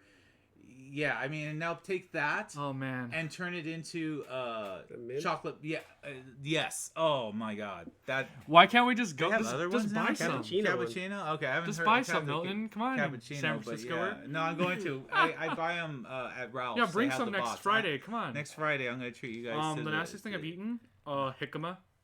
You ever had jicama? No. Like dried jicama. It's so bad. It tastes like feet. That's what my dad says. Yeah, I took a bite. My dad hates it too. I hate it. It tastes like feet. Okay. Okay. No, never having jicama again. And I don't have a drink that I don't like. Really? There's another thing that I don't like. Cherry tomatoes. Because when you bite in them, it's an explosion of disgusting water in your mouth. Okay. Nope. Cherry tomatoes and jicama. There's no drinks that you find disgusting? The only thing I find disgusting is you soda enjoy water. downing like celery juice? I haven't. That's why I haven't drank that stuff. Okay. So most it would be like soda water. You know how you have soda water with ice in it that's melted and it's just watery with a little flavor? It's disgusting. Okay. I like soda water. To each their own. I don't like it. I'm addicted to things that have bubbles in it. Me too. Me too. So, yeah, the flavor is just too diluted. That's why I'm like, oh, it's nasty. It tastes like water. Well, when you get older, it's acquired taste. Yeah, okay, true. but right now, no. Because I would not have liked that when I was a kid. Yep, I feel the same way really? too. Okay. No, I just like it because it has bubbles. So god, old timers. How about for you, food and a drink? Gosh. Or both, it doesn't matter. What do I not like? Because, as you get older, you incorporate more things and you like really? more things. Okay. I'm finding out as I get older that the one thing that I can't stand anymore is tomatoes. Oh, interesting. Cherry tomatoes for me. Like never as again. I get older and older, I'm like, dude, get that tomato out of here. They're acidic. That's why. But what do I really? How about a drink? I just said celery juice. Celery juice, man. My wife is making me drink like a pint. I'd have to wake up in the morning. I wake up in the morning and I have to pound a pint of lemon juice. Ugh. Like lemon, like yeah.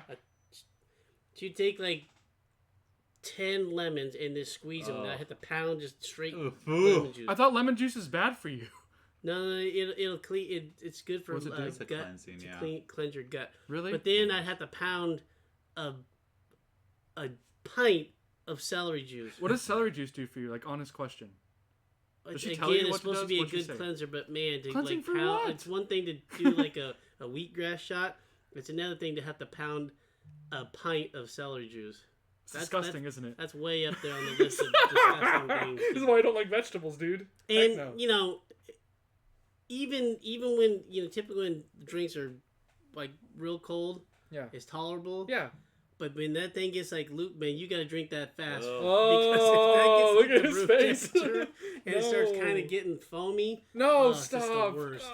Okay, so I'm just gonna stick with that for right Go now. ahead, Milton. Let's hear yours. Yeah, Mr. Foodie. As a kid, I had constipation issues, and so my mom would make me drink condolences. Prune juice, and just the smell of it.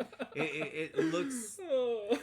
It has that like brownie poop look to it. Is just. I mean, when I worked with you, we had to pour prune juice. Yeah, that if it would get on me, I would just feel like it was just. Ugh. And then probably for food, I'm probably gonna go liver. I mean, I've never had liver. Yeah, it's bad for you apparently because it's an organ. Because that's filtered all the crap in it. That's a filter for your body. Yeah. Ugh, don't eat it. I will say on liver. I mean, my mom's favorite meal, her birthday meal. Speaking of the birthday boys, was liver and onions. That was her birthday meal. She loved. Oh God, why? But to me, I will say I'm not down for just going to eat a bunch of liver. But I do know, because I'm an aficionado of stuffing. Yeah. The stuffing that doesn't have like all the giblets in it is not as good as the stuffing that has it in it. I'm gonna go on the record say that for sure. Okay.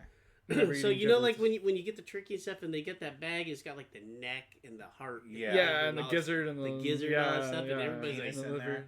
But when you boil that down and you stick that in, that definitely makes a difference to your stuffing. Yeah, of course. Okay. Yeah, or just something like never eat black organs. licorice. I mean, I like licorice. Though. I know. My wife does too. I just you don't like it? I find it disgusting. You like Brussels sprouts and that kind of stuff? I'm not a huge fan of Brussels sprouts. I mean, I have to like season it and like. Hey, the press box got a phenomenal Brussels sprouts jar. Yeah, if they're done right, they're good. Mm-hmm. But otherwise, no. Yeah. See, I have a hard time with that because I eat pretty much everything. Yeah, I know. That's why it's so hard to find something. To me, it's more down to like textures. Yes, that's true. Like I'm not a big fan of tofu because of the texture. Tofu. I mean, it doesn't really have a flavor. It doesn't have a taste. It just takes the flavor what do you put it in. Yeah, but the texture, I'm like, ooh. Yeah, it's kind of like a jello-y-ish. Yeah, anything like slimy jello. Yeah, yeah, jello. God. Yeah, that's like when I'm eating a sandwich. Yeah. Like I'm not a big fan of like French onion soup where you dip in the bread because I don't like soggy bread. Yeah, I don't mind soggy bread though. That's just me though. No, like if I have a sandwich and I can take the end crisp. of it, if I can take the end of it and I can literally just put my fingers and it just falls to slop, I cannot do that. I cannot have like wet soggy bread. Now I don't mind like if you have like sauce and stuff that you're putting. Well, like you have. There's I gotta take you guys this Italian deli over in La Mesa. Yeah. But they have this Mama's Love juice. Secret concoction that you pour on your sandwich. Yeah. Man, that is phenomenal. But you gotta walk that fine line. You can't like douse it and then let that thing sit. Yeah. You gotta you gotta eat it right away. Eat and go. Talking about La Mesa, I went with my family yesterday to go have breakfast, and that La Mesa Boulevard, is it? Where they have all those little restaurants there? Yeah. There's some good breakfast places and some sort of high-end My mom places used to work like La Mesa, Bobo's and so, if you ever get a chance. We need to make a foodie channel, just because we could literally talk about food for like at the very top of the hill is that Mario's place? Luigi's. It's in the house? Yeah, exactly. Yeah, we call it Mario Luigi because it's funny. Mario Luigi's place. All right. So we're finishing off, or as far as football, we're talking about the AFC South today. That's our last AFC preview. Okay. Right. I know earlier in the season I said the Jags were going to win. I think it was just more like a shock value or whatever. But I'm still sticking with the Jags. Are you? I don't really like. I don't really like how the Titans are going. Well, sure, they'll win, but like. I mean, they do have Tannehill, and they got Derrick Henry, who's the beast, and then you got AJ Brown, you got Julio Jones. I mean, that's a pretty nice foursome right there. I got the Titans at the bottom end of the top 10. I mean, because they're going to win the division, but I think the Jags will get second. Division, yeah. I think the Jags get second. Yeah. Over the Colts? I don't like the Colts quarterback. Yeah, I think and the coach, like combination. With the Colts, I think what you have is that all the pressure isn't going to be on Wentz, so he has. Who just got hurt, by the way? Who did? Wentz. He did. Oh, wow. So who's the backup quarterback? You're not allowed to look it up. I don't know. Exactly. So what did I just say? Yeah. I don't like the quarterback and the coach. It's true. It's all about the quarterback, dude. Doesn't matter how good the rest of your crap is. Because everything else is there for them. You know, they got a running game and they got weapons and they got defense and nice offensive line. Yeah, I'm gonna tell you this right now. 57 minutes ago, Carson Wentz misses Colts practice with foot injury. Team evaluating severity and next move. Okay. Well, that dude is like snake bitten like no other. Yeah. All right, so then that means... Told you, Milton. Okay. I told you, Milton. I told you it was bad. All right. Maybe I'll jump the Jags ahead of them. I would. Yeah. Seriously. Well, they have nothing to lose. We all 100% agreed. We got Houston at the bottom. At the bottom, Yes. They're just bad. And it's just weird because, like, with the Texans, I mean, Deshaun Watson is now practicing with them. What? He didn't want to get fined. Is that what it is? Okay, 100%. so he's not playing for him. They haven't said, but right now the NFL hasn't like come down if they're gonna because he has sanction him or not. Right, with the 22 sexual assault. Do you think any of them is even true? No, to have 22 of them. That's a lot. I mean, if it was one person, yeah. Honest question. At the end of the day, I'm gonna say that at least there's something shady. Where there's smoke, there's fire. Right? Yeah. So at least a couple. Like I'll go on the record and say, in this subject. Like what happened to Mike Tyson? Mm-hmm. Yeah.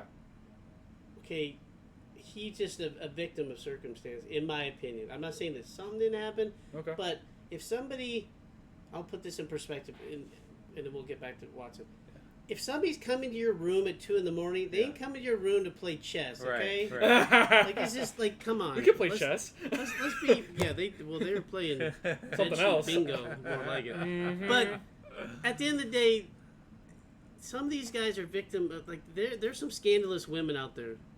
Have you definitely? When you said chess, and then there's sexual assault with women. So what it prompted to my mind, and you're not gonna know what this is, but world history, according to Mel Brooks, and then they have So they have a chessboard filled with women. Okay. And stuff like that. So you have these other courtly type guys on there, and they're jumping on top of the women, and it's just I don't quite remember it exactly. Yeah, but that's funny. But that's 100%. But like, so like in that situation, I think that he's more just a victim of somebody taking advantage and definitely targeting him. Yeah.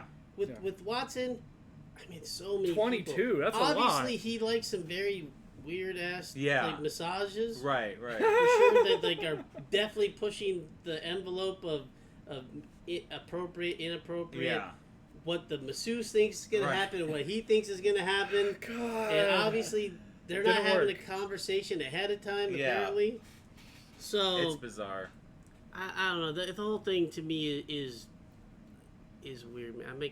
Come on, you can't. A few of them have to be true. They have to be. No, they have to be, but there has to be. Yeah. At the end of the day, if that's what he's really into, don't you just find some masseuses that are down with it? Right. And just make an agreement or something, and just stick to that masseuse? I don't know. So both the Jags and Texans, they both have rookie coaches, and obviously Trevor Lawrence is a rookie. I have more hope for the Jags, though. Yeah, I think, and they play each other week 1, so I mean, I'll give Urban Meyer that win right there. Yep. So are we going? Mm-hmm. Are we going Titans, Indy, Jags, Houston? Or are we going Titans, Jags, Indy, Houston? I'm just torn between Jags. I don't know and if Indy. I could put the Jags that high until you see what they can do. Yeah, no, I agree. I mean, for now, they're still above the because Texans. The Colts still have an elite defense. They do. Yeah. I'm just saying though, from a hype perspective and looking for perspective, I'd rather watch the Jags and the Colts. That's just hype. Yeah, I mean, out of everybody, I just see the Titans coming out of for being the only team to the playoffs. Okay, so now I'm totally interested in this. Okay, so Matt told me to watch, it's called Music Box, and so it's on HBO, and they did the story of Woodstock 99, and I forgot how, like, disastrous it was. It was pretty disastrous. So, I have these questions that I have for you. Okay. So you set the stage for that. So yes, Woodstock 99. I worked Woodstock 99, so I was there for the whole thing. Okay. Wow. So you didn't go as a fan with your. No, I did both because I had. Okay. All right. So I was allowed, like, I had crew pass, I have everything. Okay. So I was allowed to experience the whole thing. Okay. Enjoy, watch every show. Okay. Wow. But then I had access to the backstage. I had access to everything. So my experience was 1,000 times better than anybody else that was there, hands down. Okay. I had access to food. I had access to water. Okay. So you didn't have any of those issues. I had any of those issues. But I did. But I did. Well, no. I did stay. Like, I did stay in a. Like, I had a tent. Okay. I stayed in a tent. So I wasn't like in some Taj Mahal of right. Like, I was with the masses. Okay. In a certain area, but the area that I got actually had a fenced off area. Oh, okay. So I wasn't just in like tent city with like a billion tents. Yeah. So I was in like a tent area, but I had it did have a fence around it and had a perimeter. It did have a gate that we could try and hold it off. If we really had to have Custer's last. So you were sort of in the VIP of the tent section. Exactly. Okay. So let me ask you these questions. Who did you go with? So I went with Tony Richards. So that was my longtime boss at MTV. I worked with him for a very long time, and he's a Renaissance Fair guy. Oh, okay. He does Jazz Fest like every year for like 2-3 weeks in New Orleans. So he's definitely a child, like a hippie child. Like he graduated from Berkeley. Of course you did. But he's a perfect person to do because we worked together on so many shows. So honestly, I couldn't think of a better person especially to go through that experience to have your back. So you didn't go with friends, or you didn't go with a girlfriend, or anything like that. Dude, it was more work related. We were like the road warriors. Okay. Okay. Let's see what else. Okay. How'd you get there? So we went to was it Churchill Downs? Not Churchill Downs. One of the. It's one of the. It's not obviously the Kentucky, but was it Belmont? Belmont is in New York. The races, the horse races. I'm not too familiar. I think it's Belmont. I'm gonna go with Belmont. All right. So we drove up from Manhattan to Belmont. So you flew there. So I was already working I was already in New York working. Oh, you were already there. I was already in New York. Okay. I didn't know So that. I went from Manhattan. Yeah. To Belmont. I'm gonna say it's I should look up, but but we went to the racetrack, one of the big ones, the ones that's in the Preakness. Yeah. Part of the Preakness. Parked there, hopped on a bus. Okay. And took a bus to Rome, New York, where there's all the other Air Force, where everybody else was. Okay. All right. And then we rolled in. So we didn't have our own car or anything. We literally came in on a bus. Okay, and then what was your first impression when you got there? Well, you got to understand. You saw on that video, that was a Air Force base. Yeah, an Air Force base that was transformed. Yeah, so it was abandoned Air Force base, or our decommissioned Air Force base. Yeah. So, you had the main stage, which was at the end of the tarmac. 2 main stages, right? So it was the main stage, and then they had the secondaries. They didn't call them both main stages. So one was main stage. Okay. The other one technically a secondary stage, but it still had amazing phenomenal people playing on it. But there was a hell of a long walk between stages. Yeah, like a mile, I think. Or something it was huge. Okay. Oh my God. So the first thing, just when you're walking up and the amount of people, there was over 500,000 people there in one spot. Many. In the middle of nowhere. In the middle of nowhere. Yeah. So I've done some huge shows, but you're talking, that's a lot of people. That is a lot of people. So just the venue itself, and you have all these hangars, and then you have these 2 massive stages, and then you just have people everywhere from all over the world. Okay. Hot as hell? Super hot, ridiculously hot. Over the course of 3 days, dude, I saw people from Sweden and whatnot that have not seen sun their entire life that looked like lobsters. Oh no! So they just got burnt. They were painfully burnt. Oh yeah, when you see some that's super fair skinned. Yeah, and they're just ungodly red. Yeah, to the point where you're like, man, that's making me hurt just looking at you. Because so how it was when you're coming into Woodstock, they didn't tell these people, but people were coming in with their own stuff, coolers and tents and this and that and whatever. And all the security guys, which were just random hired, man, these guys collected a paycheck. They denied everybody. You couldn't bring in your own food, couldn't bring your own water. People were showing up with all this stuff, and they were getting denied, and all that stuff was just getting confiscated. Oh, wow. But then the guys, all the drugs, they were just turning their high. They just let everything go through. So it makes sense. Which, to the point of, I saw a dude with an air canister. I'm talking a full-size canister strapped to a dolly, selling whippets to people. So I'm like, how this guy just rolled in? To the point where he sell whippets. I seen dudes literally sitting Indian style with their whippet completely done, and then they're trying to re-blow it up and smash the balloon. The balloon blow up, especially. And I'm like, brother, I think that thing's spent. I don't think you're getting anything out of this thing. But go on to the next question, and I'll explain more as we go. Okay, yeah. So at what point did you realize, oh shit, this thing's getting out of control? At what point? There's 3 days of it. You come in Friday, right? At what point did you think damn, I better be careful? So if you watch that documentary, right? Uh-huh. And it was interesting to watch it from their perspective and they obviously had agenda in that documentary. It was kind of cool for me and surreal to see. Yeah. Because the lineups, for me, the lineups were epic. I mean, for sure. I mean, one was Limp Bizkit, Rage Against the Machine, Metallica. I mean, back to back to back. I mean, in Kid Rock. Yeah, Kid Rock. Yeah, so I mean, to me, it was like epic. I thought it was epic. Yeah. I mean, the random girl. I know they touched on like the girls that they play. You know, like Jewel and Lance Morissette. They could just whatever. Kick them off the stage. They didn't. That was like. It perfect. Didn't fit time in, for me right? to go get a drink. Like, okay. It didn't fit in, right? No, it didn't fit into that. And I know they're trying to say, oh, there was like all this, you got this. It was all like to the 20 to or 18 to 23 demographic of white male angst, aggression, and all this stuff. It was just a recipe for disaster. And when Limp Bizkit came up and they just, they start, singing a song about breaking stuff. And it's crowd surfing on plywood. Did you board surf? Yeah. Did I? No, I did not. I was on the stage. Okay. I was on the stage for that. Oh, okay. And you're like, yes, I'm like, come on, like.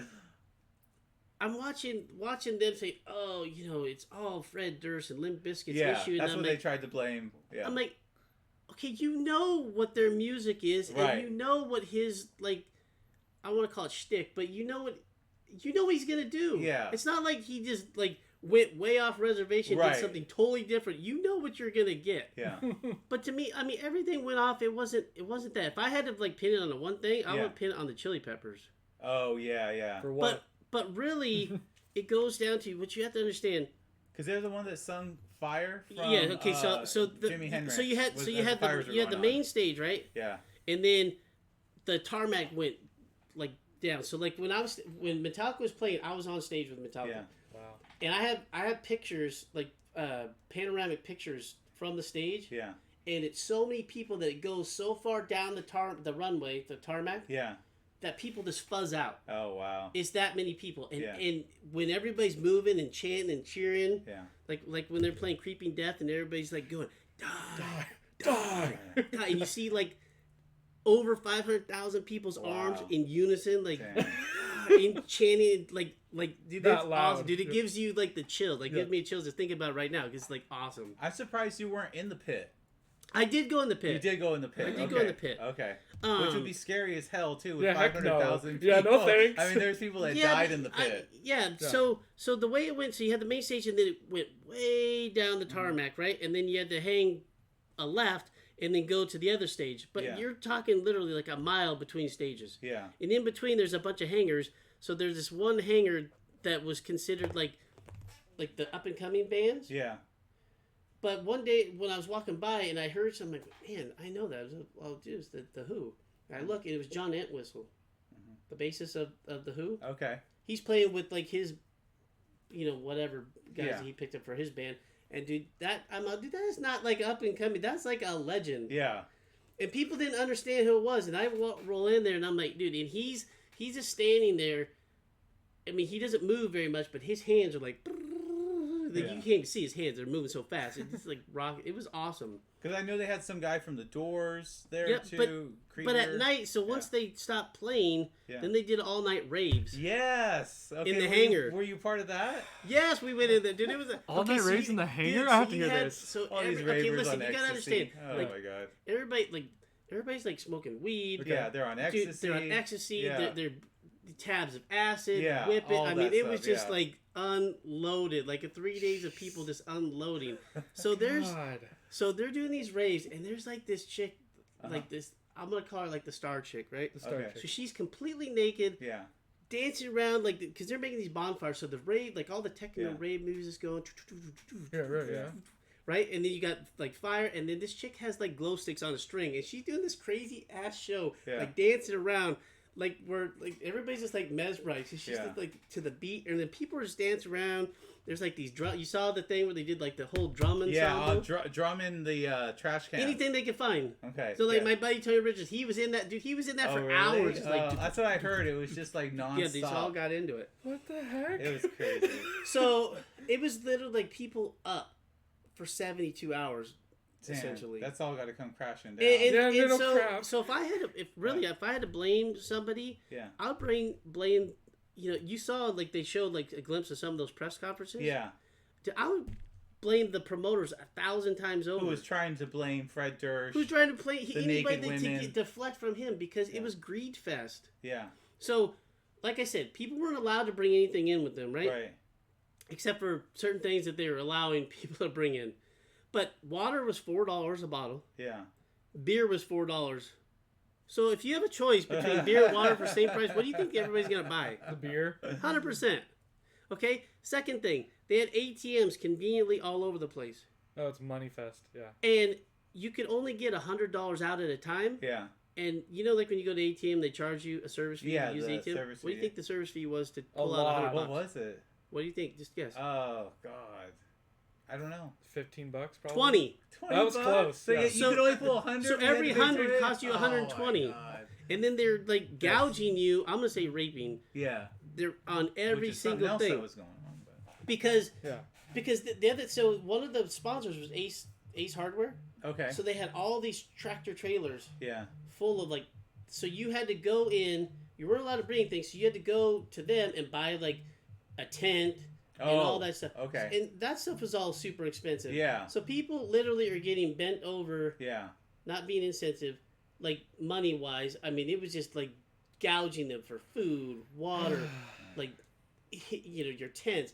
They did not take into consideration the fact they were going to have over 500,000 people.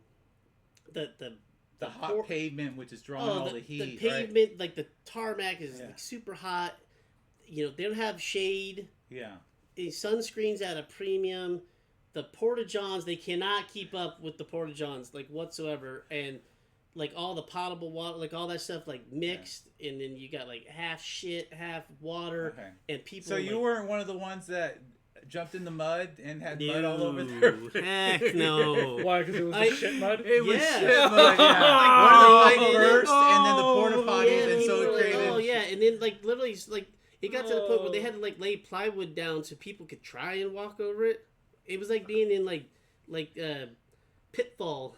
I'll go way old school. Like Pitfall. Pitfall. Like, I'm like, dude, it was like dicey. Did people not know what had happened when they're covered up in mud, or are they so effed up that dude, they they didn't were care? so jacked up, dude. They didn't, I mean, dude, they were like out of body experience. I mean, it wasn't just like part mud. I mean, it was like full on facial mud. I mean, it was like caked all over. Yeah. I've never heard of this, by the way. I've never heard of Woodstock 99. Yeah, and you know what? I had, but I had forgotten how bad. What happened at the end? You're gonna keep saying the bad stuff. What's gonna go on? I want to hear. Okay, so all the band. I mean, like I said, the lives were epic. Yeah. I mean, of course, like Kid Rock's gonna go up there and he's gonna say whatever he has to say to get the crowd going. Yeah. But he did one thing where how like usually there'll be kind of like intermission, we'll let the band take a break for a second. Yeah. He came out there and played every instrument. Oh yeah, I saw that. He's playing the guitar. He's playing the drums. He did dude, he can play all instruments. He's phenomenal. Yeah. And I had at MTV. I got to work with him many times. We hung out a lot. Like dude's like down to earth. I know he tries to like with the fur jacket, like whatever. But dude paid his dues playing underground, venues to make his break. Yeah. Like 10 years of that stuff to make his break. Right. So he understands what it takes. So he's a really cool dude. But I mean, the shows were epic, the lineups were epic. Yeah. Yeah, I mean, of course there's all kinds of anger and aggression, but that was that music in the 90s. Yeah, yeah. Mm-hmm. I mean, you got to remember, I mean, your Rage Against the Machine and Korn and Limp Bizkit and I mean that was the music. Metallica. That was Godsmack. Yeah, Godsmack was phenomenal. Dave Mustaine and Megadeth, like Yep. I was just part of like all the stuff. That's how they close it, right? Peace sells, but who's buying? Yep. So I have like this floppy hat that I bought. Yeah, smart. And I got a patch for most of the bands I saw. Yeah. On both sides of that floppy hat, so the thing's covered. I'll have to bring it so you guys can see it. I gotta see that. But towards the final day,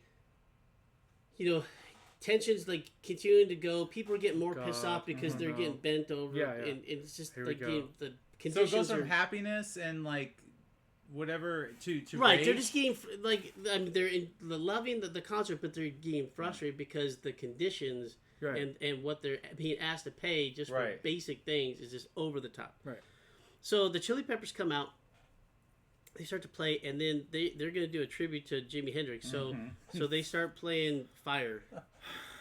As soon as they do that, dude, people are ripped. They had this perimeter around the entire thing of like these plywood perimeter. Yeah. People are ripping those off, and next thing all you see is fire. Like, I'm not talking like little fires. I'm talking about huge fires. Yeah, everywhere in the middle of the crowds, all over. So you got like over 500,000 people. You got these massive bonfires where they're just throwing anything and everything onto these fires. And where were you as the people? This is happening. As the people. I was I was down in the pit when that was happening. Oh yeah. And so I'm looking back and I'm seeing this pandemonium everywhere.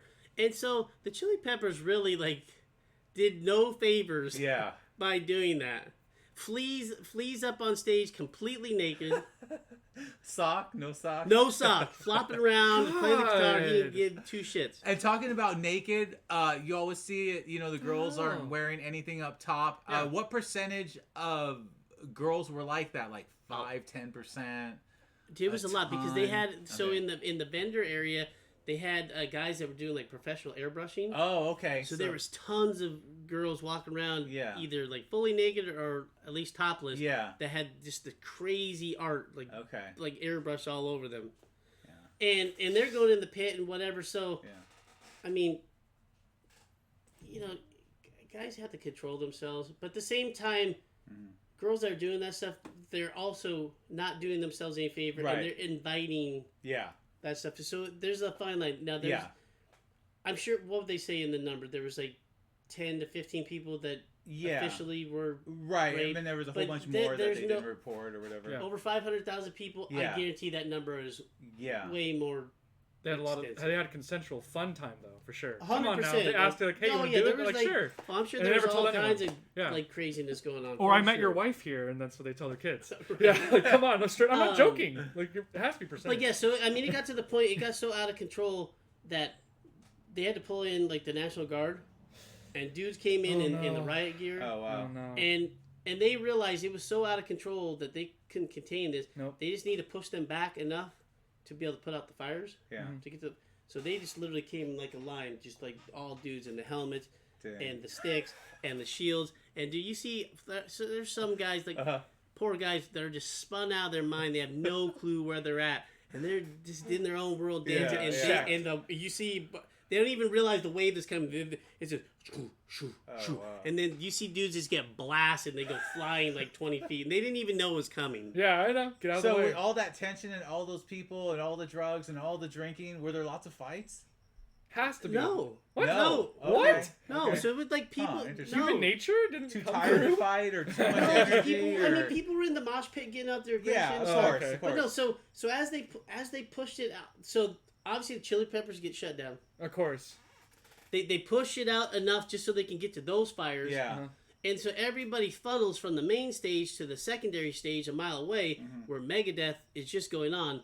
And so at this time, there's fires happening everywhere. There's smoke. It's all chaotic. But naked women. Naked women. So as you're coming to the secondary stage, and Megadeth is playing, the smoke is so thick that the sound's coming to you in waves as it's trying to get its way through the smoke. So it's like whoa, whoa, whoa, whoa, whoa, right? Like that kind of deal. Yeah. But all you see is like from all the strobe lights and everything. Yeah. You just see the silhouettes of people like playing, but then you see them playing, but then you see people like dance around. You see shit being thrown and like it's hard to explain, but it's just silhouettes of people in the smoke. And as you get closer, like they start to come into like focus. But then as you're going, it's just people like just from your left and from your right and from behind, just like dancing. It's like mass hysteria everywhere. And so they proceed to break into all the trailers that have all the supplies. Oh yeah, I saw that. So they're stealing food.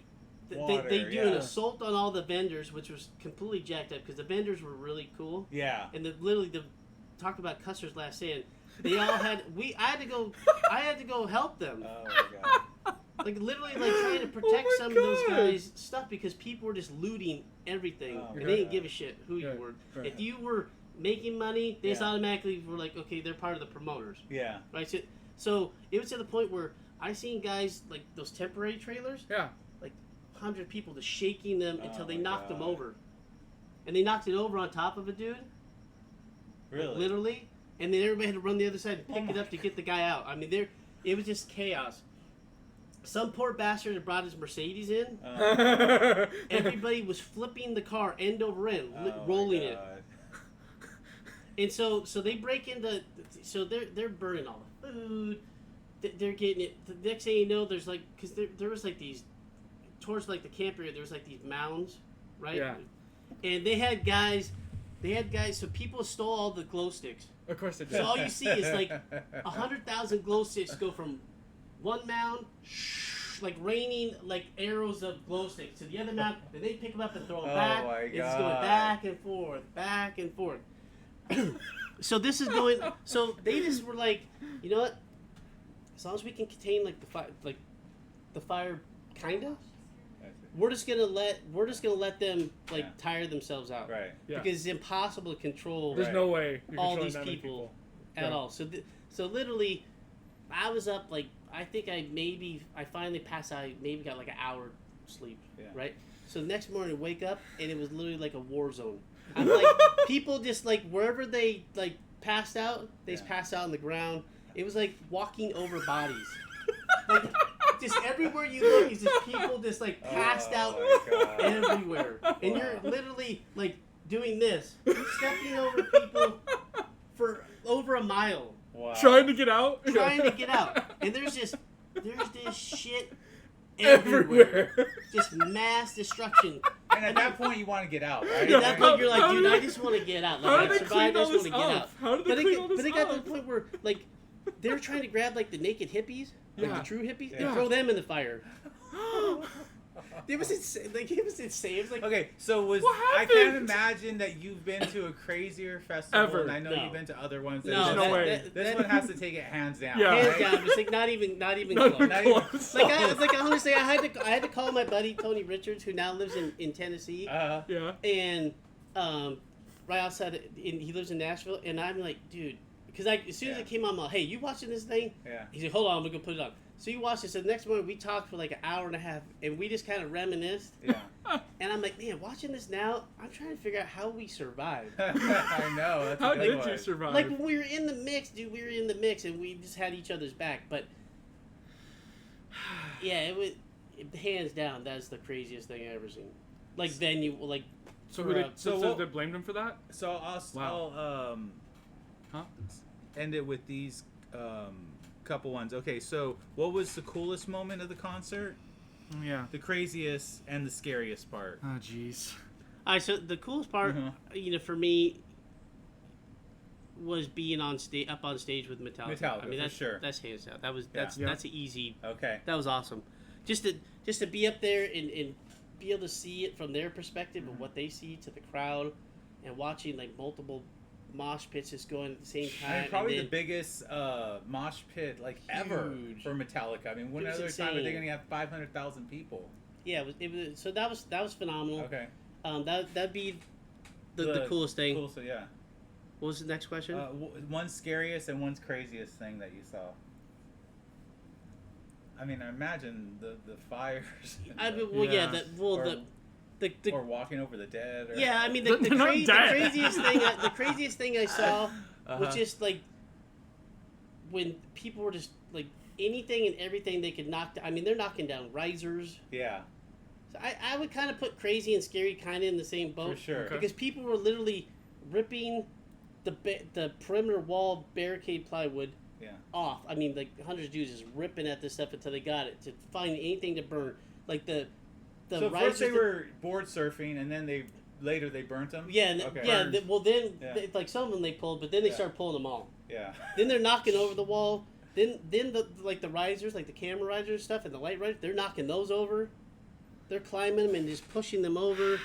And I mean- MTV was there the whole time, right? And TV was there the whole time. So Okay. that was like the craziest thing. The scariest is when, if I had to put scary, like when they were, basically raping and pillaging everything. When they knocked over that trailer on that dude, Yeah. that was scary. Really? Yeah, because I mean, because they're like in such a in like such a panic. I mean, or just a frenzy. Yeah. That they're not even paying attention to like human life. So like literally when they're just like F the man, right? Yeah. And they're knocking over the trailers. Yeah. And then somebody gets it falls on top of them. That's scary because you're like, dude, they could have just killed that guy. For sure. And you didn't know until they pick it back up. So it was. Now you got introduced to Woodstock '99. I was familiar with it, but not to the in depth that when I watched the documentary, and then Matt actually went to it, so I was dying to know like what it was like. And so you're saying they're trying to blame people at the end or whatever? I was like, what is this big event? And then he told me the giant riot at the end. Yeah. So they tried to blame who for it? Oh, they tried to say that like on Saturday that it started with Limp Bizkit and Fred Durst, that he's the one that incited the riots and got everybody in this frenzy, and then the Chili Peppers top it off the next day by singing fire, and then telling everybody to start burning everything, and it's just. Well, Metallica played in Moscow when the Berlin Wall fell and the Soviet Union fell. There had like 1 million to 2 million people there. Wow. That's the only one I could think of. Yeah. That's it. All right. Well, that ends our podcast today. Yep. And we'll see you next week. Just a happy birthday to you both. Thank you. Cool. All right. Goodbye. Birthday month coming to a close. Yeah. Drink lots of water. Bye.